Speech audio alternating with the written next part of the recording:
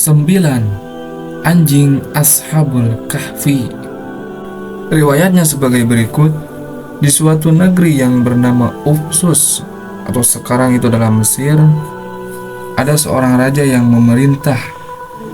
Raja itu namanya adalah Raja Daqyanus yang memerintah dengan kejam. Seluruh rakyatnya harus menyembah berhala dan api. Siapa saja yang tidak mau menuruti perintah raja tersebut, pastilah ia dihukum dan disiksa. Orang-orang yang masih kuat imannya, mereka tetap beribadah kepada Tuhan semesta alam dengan cara sembunyi-sembunyi. Ada 7 orang pemuda yang menentang perintah raja untuk menyembah berhala dan api. Mereka itu lalu ditangkap dan diajukan ke hadapan Raja Daqyanus. Ketujuh pemuda itu adalah Yamliha, Makshilinia, Mushailinia, Martunus, Marmus, Dabarnus, dan Sazunus. Di hadapan raja, mereka dipaksa untuk menyembah berhala dan dewa-dewa. Mereka juga mendapat cambukan dan pukulan yang pedih.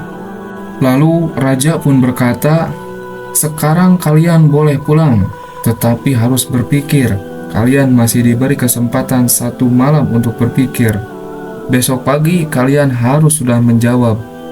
Di keheningan malam yang gelap gulita, ketujuh pemuda itu pun beserta diikuti seekor anjing yang bagus rupanya melarikan diri dari kota.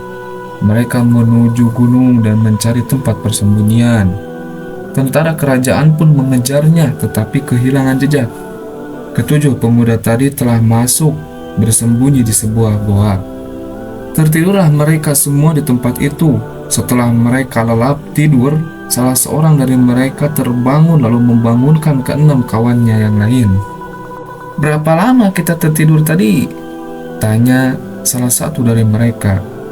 Lalu di antara mereka menjawab, "Kira-kira setengah hari saja." "Sudahlah, hanya Tuhan yang Maha Tahu berapa lama tidur kita. Sebaiknya di antara kita ada yang keluar membeli makanan," saran yang lainnya. Memang perut mereka terasa lapar sekali, tenggorokan pun kering. Maka salah seorang dari ketujuh pemuda itu pun keluar gua hendak membeli makanan. Namun ia merasa heran, semua keadaan dan perkampungan telah berubah. Suasana perumahan dan jalan-jalan telah berubah. Rasa herannya semakin bertambah ketika uang perak yang dibawanya itu ditolak oleh penjual makanan. Pemuda itu dituduh memasukkan uang dan terjadilah percekcokan antara pemuda tersebut dengan penjual makanan itu. Peristiwa tersebut diketahui oleh salah seorang tentara kerajaan dan pemuda itu dibawa ke hadapan raja. "Dari manakah uang itu kamu dapatkan, hai anak muda?" tanya si raja. Lalu si pemuda itu pun menjawab, "Ini adalah uangku sendiri, milikku sendiri." Lalu raja berkata lagi, "Gambar siapakah yang tertera dalam uang perakmu itu?" Pemuda itu menjawab, "Ini adalah gambar Raja Daqyanus, raja kami." Lalu sang raja pun menjawab, "Oh, Daqyanus, rajamu bernama Daqyanus?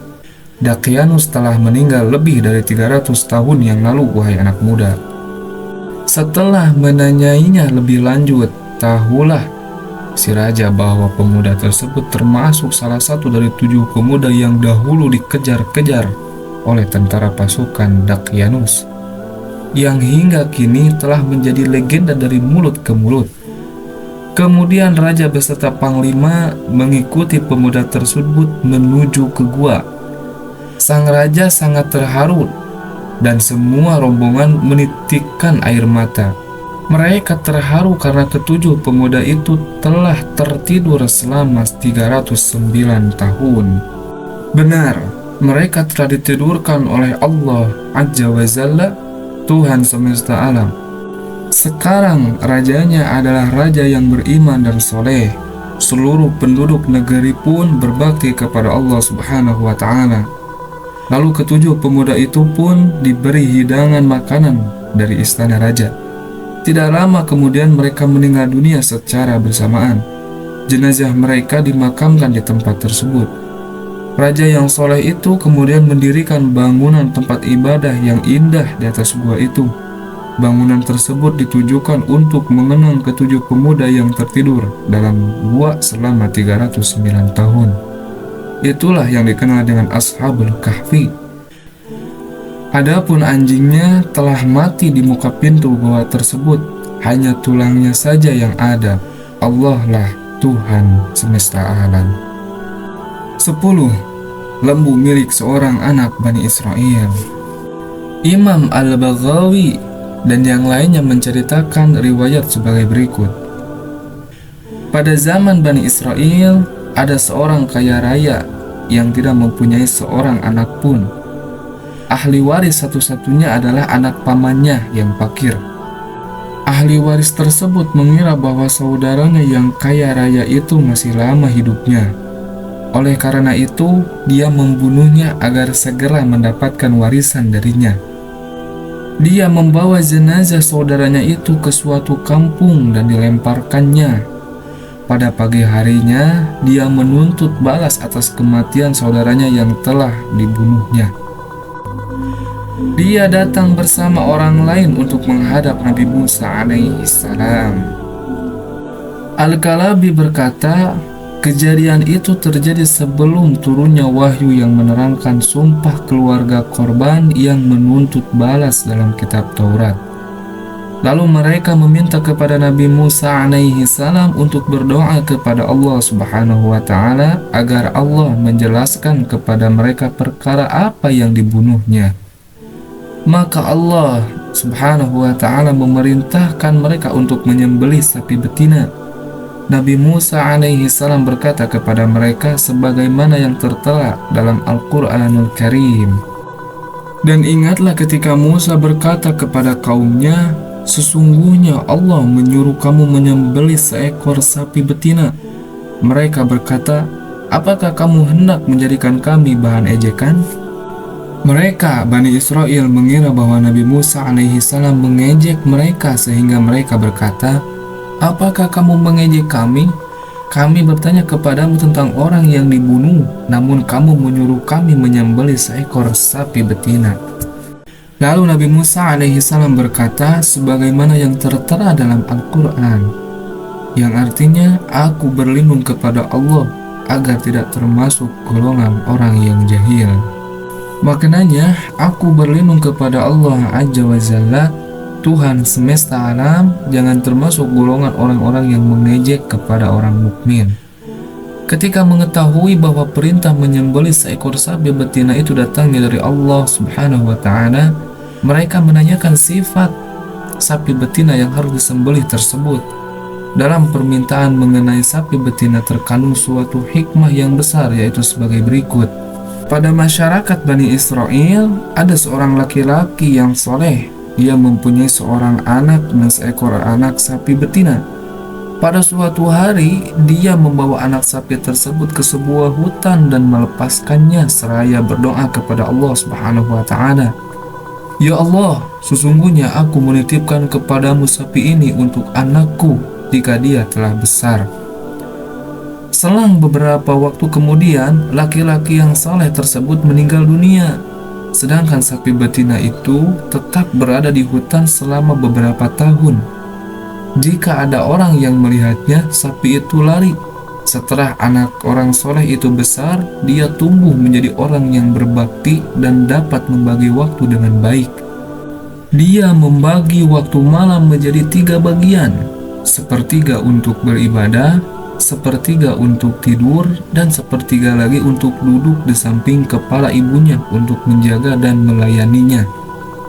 Apabila telah pagi, dia berangkat ke hutan untuk mencari kayu bakar, lalu menggendong kayu bakar itu di pundaknya dan menjualnya di pasar. Dari hasil penjualannya itu, sepertiganya ia sedekahkan, sepertiganya lagi untuk dirinya sendiri, dan sepertiganya lainnya untuk ibunya. Pada suatu hari, ibunya berkata, "Wahai anakku, sesungguhnya ayahmu telah mewariskan untukmu seekor sapi betina yang dia titipkan kepada Allah di hutan.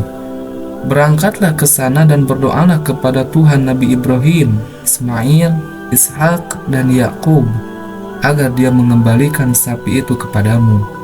Tandanya adalah apabila engkau melihatnya akan tergambar seolah-olah sinar matahari keluar dari kulitnya, dan sapi itu bagaikan sapi emas karena bagus dan kuning warnanya.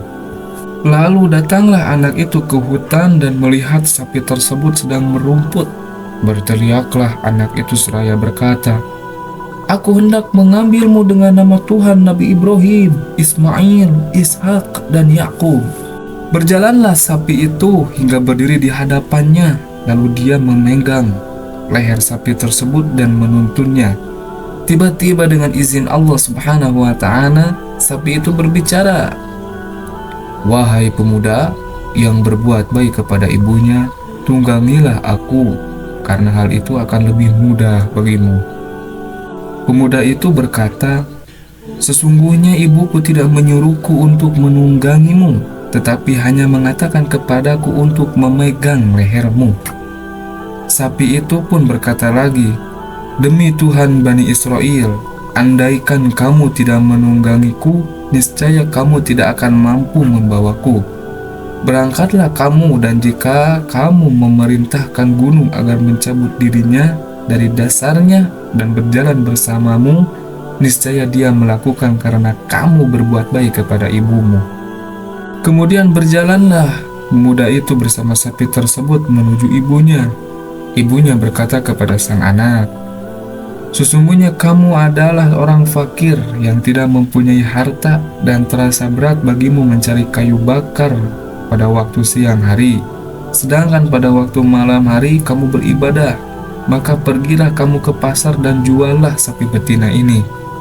Anak itu pun berkata, "Berapakah saya harus menjualnya?" Ibunya menjawab, "Juallah 3 dinar, namun janganlah kamu menjualnya tanpa musyawarah dulu denganku." Berangkatlah pemuda itu membawa sapi betina peninggalan sang ayah tersebut ke pasar. Allah Subhanahu wa Ta'ala mengutus seorang malaikat untuk memperlihatkan kekuasaannya kepada makhluknya, serta menguji pemuda itu bagaimana balasan bagi orang yang berbuat baik kepada ibunya, padahal Allah Subhanahu wa Ta'ala Maha mengetahui. Lalu malaikat itu pun berkata kepada pemuda itu, "Berapakah kamu akan menjual sapi betina itu?" Pemuda itu pun menjawab, "Aku akan menjualnya 3 dinar dan aku akan musyawaratkan dulu kepada keriduan ibuku dulu." Malaikat itu pun berkata lagi, "Ini untukmu 6 dinar. Aku beli sapi ini seharga 6 dinar. Namun janganlah engkau bermusyawarah dengan ibumu dulu." Pemuda itu pun menjawab, "Andai kata kamu memberikan kepadaku jumlah dinar seberat sapi ini, niscaya aku tidak akan mengambilnya melainkan dengan keridhaan ibuku." Lalu dia kembali kepada ibunya dan memberitahukan bahwa ada yang berani membeli dengan harga 6 dinar. Ibunya pun berkata, "Juallah dengan harga 6 dinar, namun harus ada keriduanku." Kemudian berangkatlah pemuda itu membawa sapi betina tersebut ke pasar, dan datanglah malaikat seraya berkata, "Apakah engkau telah mendapatkan persetujuan dari ibumu?" Pemuda itu pun menjawab, "Aku telah diperintah oleh ibuku menjualnya tidak kurang dari 6 dinar, dengan syarat aku harus mendapatkan keriduannya." Kemudian malaikat itu pun berkata, "Sesungguhnya aku akan memberikan kepadamu 12 dinar dengan syarat tanpa keriduan ibumu dulu." Namun pemuda itu menolaknya. Dia pun kembali kepada ibunya serta memberitahukan hal itu kepadanya. Ibunya lalu berkata, "Sesungguhnya yang datang kepadamu yang hendak membeli sapi itu adalah seorang malaikat. Dia datang menyerupai seorang manusia kepadamu untuk menguji kamu. Apabila dia datang kembali, tanyakan kepadanya tentang sapi itu." Saat pemuda itu bertemu dengan malaikat, dia berkata, "Apa Tuhan menyuruhku untuk menjual sapi betina ini atau melarangnya?" Malaikat itu pun berkata, "Pergilah engkau kepada ibumu, katakan kepadanya untuk menahan sapi betina ini, karena Nabi Musa alaihissalam bin Imran akan membelinya darimu untuk seseorang yang telah dibunuh di kalangan Bani Israel." Janganlah kamu menjualnya kecuali dengan jumlah dinar sepenuh kulitnya. Mereka pun menahan sapi betina tersebut, dan Allah Subhanahu wa Ta'ala menetapkan kepada Bani Israel untuk menyembelih sapi betina itu. Bani Israel senantiasa bertanya kepada Nabi Musa alaihi salam tentang sifat sapi yang akan disembelihnya itu. Beliau pun menerangkan dengan jelas kepada mereka seekor sapi betina yang hanya satu-satunya milik pemuda yang berbuat baik kepada ibunya. Hal itu sebagai anugerah dan rahmat Allah Subhanahu wa Ta'ala yang diberikan kepada pemuda tersebut. Lalu mereka pun mencari ciri-ciri sapi yang telah disebutkan. Namun mereka tak menemukan sapi betina yang lengkap sifat-sifatnya kecuali sapi betina yang terdapat pada pemuda tersebut. Kemudian mereka membeli sapi itu dengan harga sepenuh kulitnya. Mereka lalu menyembelihnya dan memukulkan sebagian badan sapi tersebut kepada orang yang dibunuh itu. Atas izin Allah, hiduplah orang yang telah dibunuh itu dalam keadaan darahnya masih mengalir dari lehernya, seakan-akan baru dibunuh, seraya berkata, "Orang yang membunuhku adalah anak pamanku." Dengan demikian, orang yang telah membunuhnya diharamkan mendapat warisan. Demikianlah tentang 10 binatang yang berada di surga dan hidup kekal di dalamnya.